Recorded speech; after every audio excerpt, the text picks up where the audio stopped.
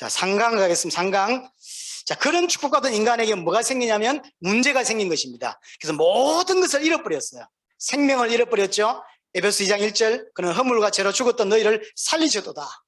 왜 이 표현이 오냐면 창세기 2장 17절 반드시 죽는다고 표현하잖아요. 반드시 죽는다. 그 결과인 거죠. 그래서 인간에게 영적인 죽음, 그 다음에 육신적인 죽음, 영원한 죽음이 인간에게 온 거예요. 세 가지 죽음이. 하나님과 단절되면서 모든 죽음이, 하나님의 자녀가 마귀의 자녀가 되었죠. 요한복음 8장 44절 예수님이 직접 하신 말씀입니다. 마귀의 자녀.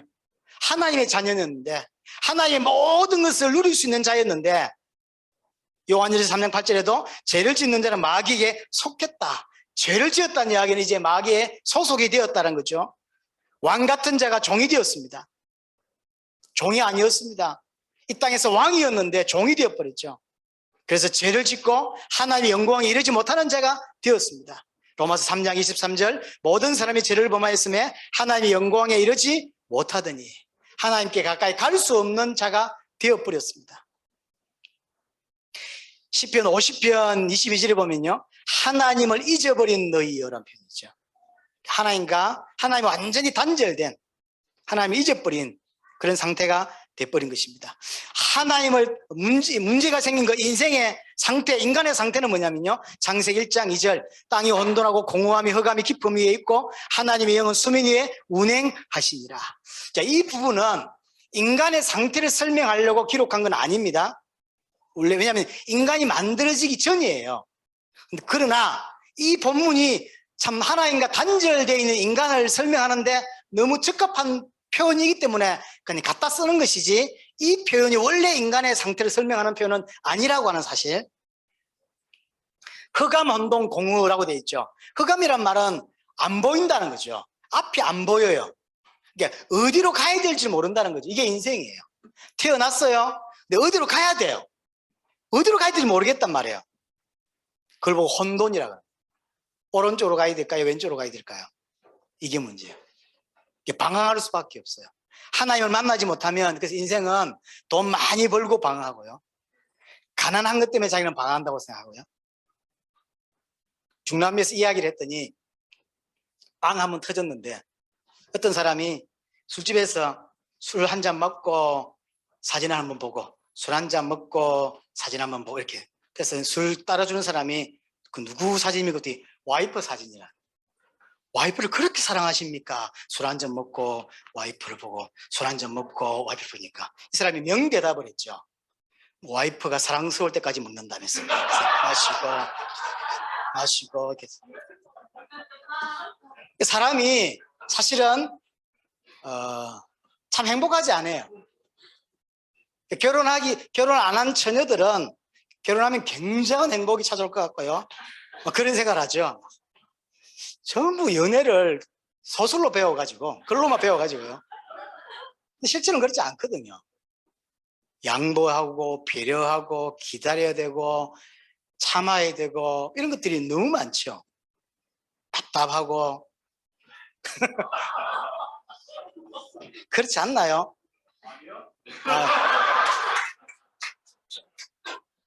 죄가 없는 분은 그래요. 죄인으로 태어난 사람은 그렇습니다. 저처럼 죄인으로 태어난 사람은 그래요. 그게 방황이에요. 가장 실망할 때가 이런 사람이었어 라고 그랬을 때, 깜짝 놀라죠. 결혼하고 한 6개월 지나니까 난 몰랐는데 어떡할 거야, 뭐. 할 수 없는 거지. 그게 인간이에요. 흑암, 안 보여요. 빛이 필요해요. 흑암 안 보이다 보니까 길을 가긴 가야 될 거 아니에요. 갔는데 답답하다고. 그게 혼돈이에요. 방황한다고. 그래서 뭔가를 했단 말이에요. 뭔가를 이루었어요. 돈을 벌었고 대학도 갔고 장가도 가고 뭐라 했는데 해보니까 안 되죠. 그걸 허무라 그래요. 흑암, 혼돈, 공허. 뭐가 필요하죠? 빛이 비쳐야 되는 거죠. 이 설명을 중남미에서 어떻게 했냐면, 이런 공간 안에서요, 앞도 안 보이는 캄캄한 거죠. 의자가 흐트러져 있고. 근데 저게 나가야 된다고, 저기까지. 근데 어디가 문인지 모른단 말이에요. 인생이 딱 이와 같은 거죠. 그 더듬으면서 간다고, 이렇게. 오른쪽으로 더듬어 가는데 이게 맞는 건지, 마치 대구에 지하철에 불나가지고 오른쪽으로 가는 게 맞는 건지 왼쪽에 전혀 안 보일 때 더듬으면서 가잖아요. 산다는 보장이 없어요. 그러나 가긴 가야 되잖아요. 그래서 뒤듬는 거죠. 가다가 그 의자에 넘어지고 처박히고 찢기고 상처나고 그게 가죠. 그래서 문구를 딱 잡은 거죠. 드디어 박히고 나고 문을 열었는데 화장실인 거예요. 그게 인생이에요. 흑암, 안 보여요. 그래서 가긴 가는데 어려워요. 방황해요. 혼돈. 그래서 마지막 결론을 딱 얻었는데 가보니까 그게 답이 아닌 거예요. 그래서 허무한 거예요. 그래서 마약을 할 수밖에 없고 여러 가지 자기 나름의 어떤 취미를 자꾸 가지려고 하고 할 수밖에 없는 이유가 뭐냐면 그것 때문입니다. 뭐가 필요하죠? 저렇게 상처받자고 저까지 바로 가려면 빛을 탁 비추면 전기를 딱 넣으면 바로 보이는 거죠. 인생은 뭐가 필요하냐면 이 빛이 필요한 거죠. 창세기 6장 5절에 여호와께서 사람의 죄악이 세상에 가득함과 그의 마음으로 생각하는 모든 계획이 항상 악할 뿐임을 보시고 인간의 모습입니다. 예레미야 17장 9절 만물보다 거짓되고 심히 부패한 것이 인간의 마음이라고 하죠. 이게 인간이에요. 거짓되고 부패되고 마태복음 11장 28절 그래 수고하고 무거운 짐을 질 수밖에 없고 이사야 1장 4절에서 6절을 보니까 특별히 5절에 온 머리는 병들었고 온 마음은 피곤하고 어떤 것을 해도 이렇습니다. 병들고 피곤하고 6절에 성한 곳이 없고 마가복음 7장 21절에 사람이 마음에서 나오는 것이 악한 생각이라고 예수님이 직접 말씀하셨죠. 음란과 도둑질과 살인과 간음과 탐욕과 악독과 속임과 음탕과 질투와 비방과 교만과 우매함이니 이게 사람에게서 나오는 거예요. 이게 인간의 현 상태예요. 원래 이런 상태가 아니었죠. 원래 복받은 존재였어. 그러나 문제가 오고 나서 하나님의 생명을 잃어버리고 나서 이 상태가 되어버렸단 말이에요. 인간이 하나님과 단절되고 나서 온 문제를 가장 잘 보여주는 게 창세기 3장 16절 19절입니다. 모든 문제가 인간에게 다 다가옵니다. 16절 또 여자에게 이르되 내가 네게 임신하는 고통을 크게 더하리니 고통이 크게 더한다고 하죠. 고통이 옛날에 있었는데 지금 없다라는 개념, 더 크다란 말이 아니라 고통이 인간에게 없었죠. 원래 처음 만들어졌을 때는. 근데 고통이 더해지는 거죠. 임신하는 고통. 그것만 그렇습니까? 자녀 키우는 건 더 어려워요. 결혼하고 자식 놓고 이것도 어렵지만 그 다음에 애 키울 때 더 어려워요.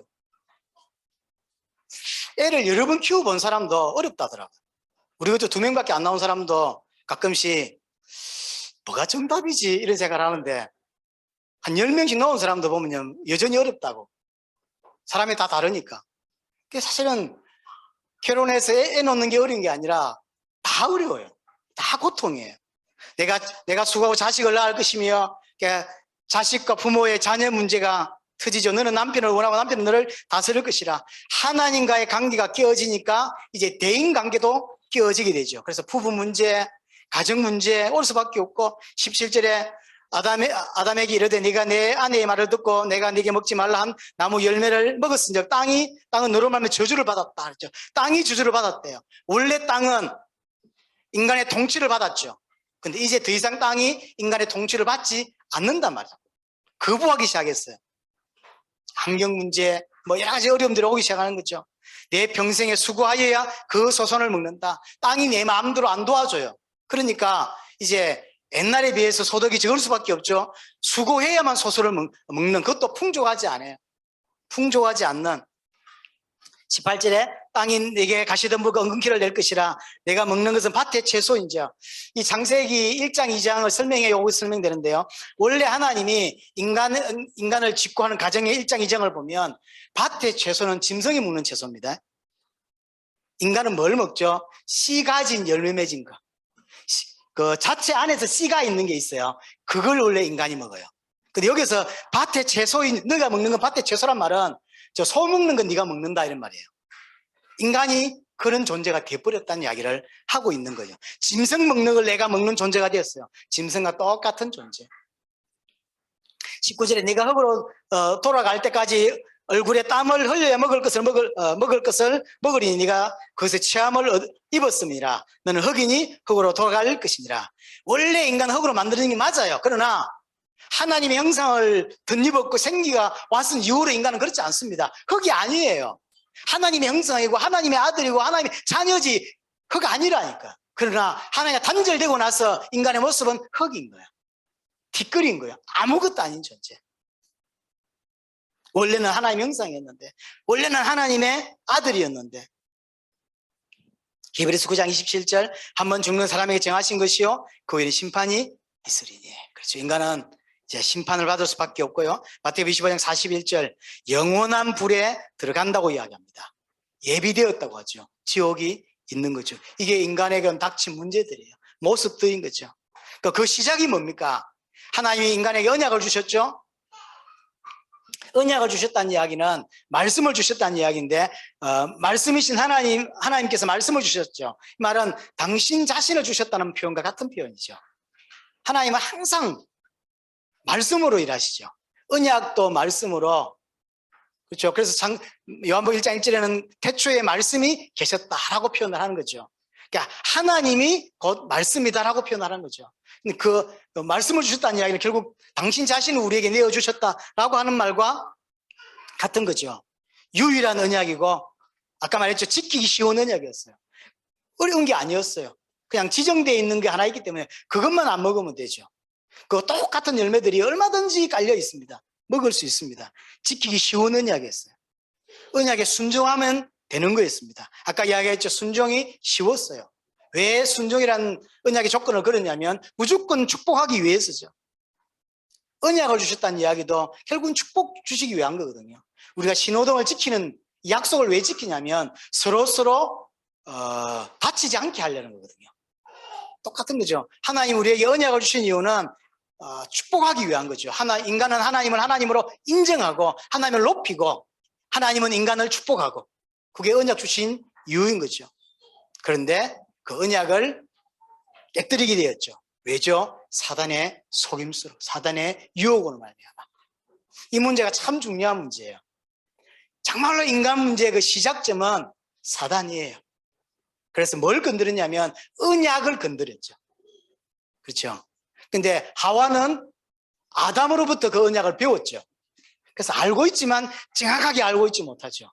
지금도 마찬가지로 사단은 어디를 건드냐면 그 언약을 건드는 거예요. 복음을 건드는 거예요. 예수 믿는 거 괜찮아? 교회 가. 얼마든지. 하지만 복음은 안 돼. 그런 거예요.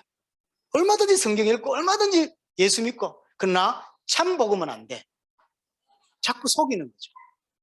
그게 사탄이 하는 일이에요. 아담 하와가 여기에 속게 된 거죠.